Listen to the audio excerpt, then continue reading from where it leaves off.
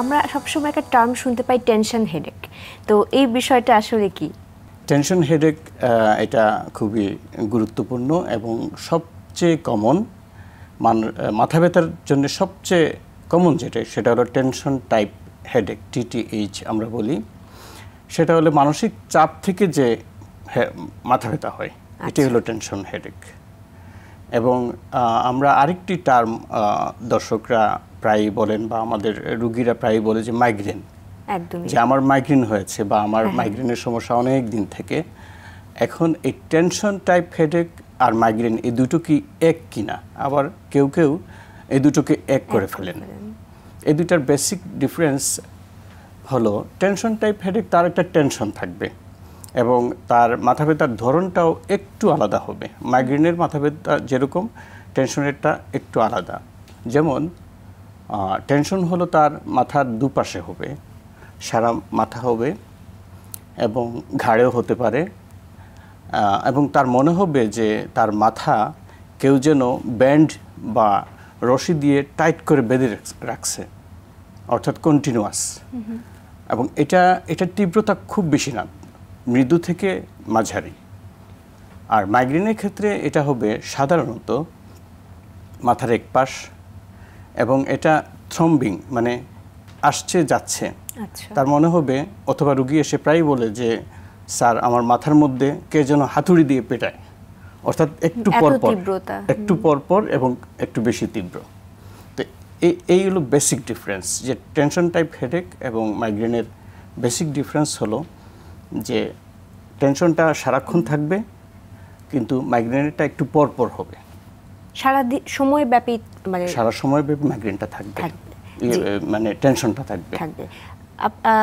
Hypnic headache, এই বিষয়টাও কি আসলে টেনশন হেডেকের মতোই কিনা? হিপনিক হেডেক এটি একটি আপনি কঠিন একটি টার্ম বললেন, মানুষ বুঝবে না, কিন্তু বাংলায় বললে সবাই বুঝবে বা কেউ কেউ মানে ধরে নিতে পারবে। হিপনিক হেডেক হলো একটা ইন্টারেস্টিং, যেটা হলো যে ঘুমের মধ্যে মানুষের মাথা ব্যথা শুরু হয়, রোগীর মাথা ব্যথা শুরু হয়। এটা খুবই আনকমন, তবে পাওয়া যায়। এটা আমি পেয়েছিলাম একবার। এটা হলো সে যখন ঘুমে যাবে, ঘুমের 3 থেকে 4 ঘন্টা পরে তার এত মাথা ব্যথা হবে যে তার ঘুম ভেঙে যাবে। তারপর সে একটু রেস্টলেস হবে, হয়তো পানি খাবে, চা খাবে, কফি খাবে, তারপর আবার ঘুমিয়ে যাবে। এটি হলো হিপনিক হেডেক। এটার সাথে কি মানসিক চাপের কোনো সম্পর্ক আছে নাকি এটা নিউরোলজিক্যাল কোনো বিষয়?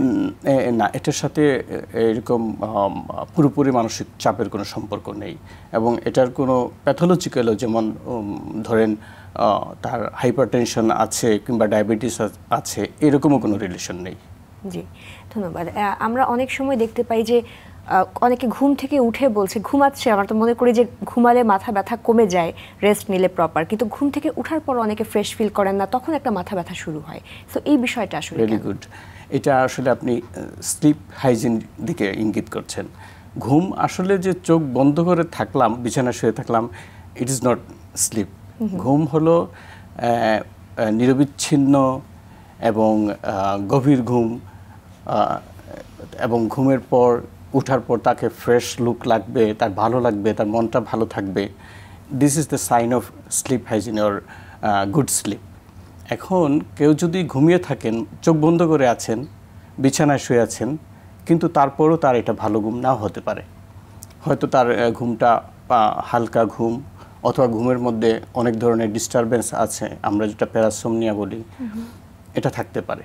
অনেক সময় ঘুমের মধ্যে অনেকে চিৎকার করে, ঘুমের মধ্যে কথা বলে, ঘুমের মধ্যে ঘুমের মধ্যে হাঁটে, যেটা হয়তো আমরা দেখলে পরে একটু ভয় পেয়ে যাই যে ঘুমের মধ্যে হাঁটছে, হাঁটাহাঁটি করতেছে ঘরের মধ্যে, ইভেন ঘুমের মধ্যে খাচ্ছে। এমনও হতে পারে ঘুমের মধ্যে গিয়ে সে কাউকে খুন করে আসছে, কিন্তু সে জানে না সে ঘুমের মধ্যে। তো এই ডিসঅর্ডারগুলো থাকলে কিন্তু আমরা তাকে ভালো ঘুম বলবো না।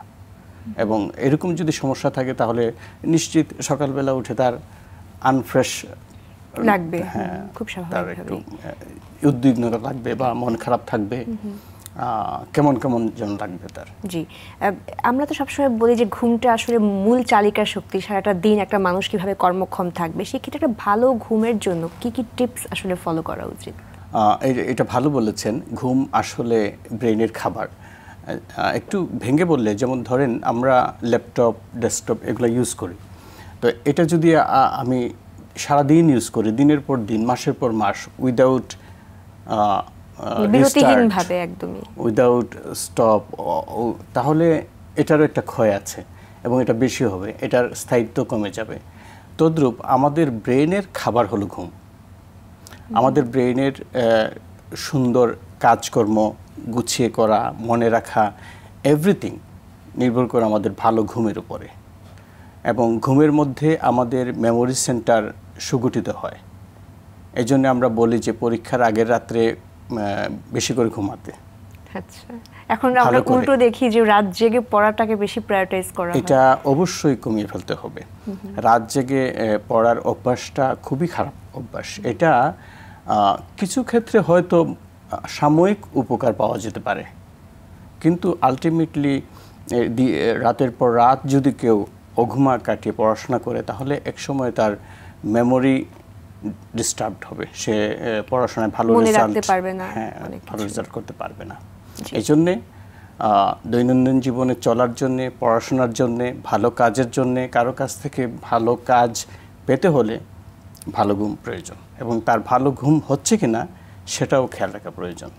জি, ধন্যবাদ। এই যে মানসিক চাপ এবং মাথা ব্যথা অনেকটুকুই কমন, আমরা যেটা এতক্ষণ আমি আলোচনায় বুঝতে পারলাম। সো এই বিষয়টা নিয়ন্ত্রণে রাখতে কোন ধরনের চিকিৎসা বা থেরাপি আসলে কার্যকর? চিকিৎসা হবে কারণ অনুযায়ী। এখন আমরা যদি দেখি যে তার মাথা ব্যথাটা হচ্ছে মানসিক চাপের জন্যে, তাহলে তার মানসিক চাপ রিলিফের জন্যে, কমানোর জন্যে যত ধরনের কিছু করা যায় তা করতে হবে। এখন মানসিক চাপ তো আপনি আর ওষুধ দিয়ে নিয়ন্ত্রণ করতে পারবেন না। মানসিক চাপ মনে হচ্ছে যে তার মনের মধ্যে চাপ, তার মনের উপর একটা চাপ পড়েছে এটা। এখন তার সে মনের চাপটা কমানোর জন্য তার সাথে কথা বলতে হবে, মন খুলে কথা বলতে হবে, তাকে সময় দিতে হবে। কি কারণে তার মানসিক চাপ, তার কি কর্মক্ষেত্রে কোনো সমস্যা হচ্ছে কি না, সে কি কর্মক্ষেত্রে ঠিকমতো যেতে পারছে কি না, তার কোনো অসুবিধা হচ্ছে কি না, সে কী ধরনের স্যালারি পাচ্ছে, তা দিয়ে তার সংসার ঠিকমতো চলছে কি না, তার ব্যবসা ভালো যাচ্ছে কি না, পরীক্ষা ভালো হচ্ছে কি না, তার ফ্যামিলিতে কোনো টেনশন আছে কি না, প্রিয়জনের সাথে তার কোনো সম্পর্কের টানাপোড়েন হচ্ছে কি না, বন্ধুবান্ধবীদের সাথে তার কোনো ধরনের সম্পর্কের জটিলতা যাচ্ছে কি না। এ সমস্ত কারণ যদি না জানা যায় এবং সে যদি শেয়ার না করে, তাহলে তো আপনি এর ফলে যে মাথা ব্যথাটা, এটা তো ওষুধ দিয়ে কমাতে পারবেন না। এই জন্য তার সাথে কথা বলতে হবে, এবং যার মাথা ব্যথা তিনিও কথা বলতে হবে। কোনো কিছু লুকানোর বিষয় না। আমাদের দেশে যদিও মানসিক চাপ বা মনোরোগ লুকানো হয়, একটু লজ্জা, একটু স্টিগমা, লোকে কি বলবে, তো এটা আসলে ঠিক না। এটা একটা চাপ নিতে পারছে না, এটাকে ব্যর্থতার একটা হিসেবে ধরা হয় যে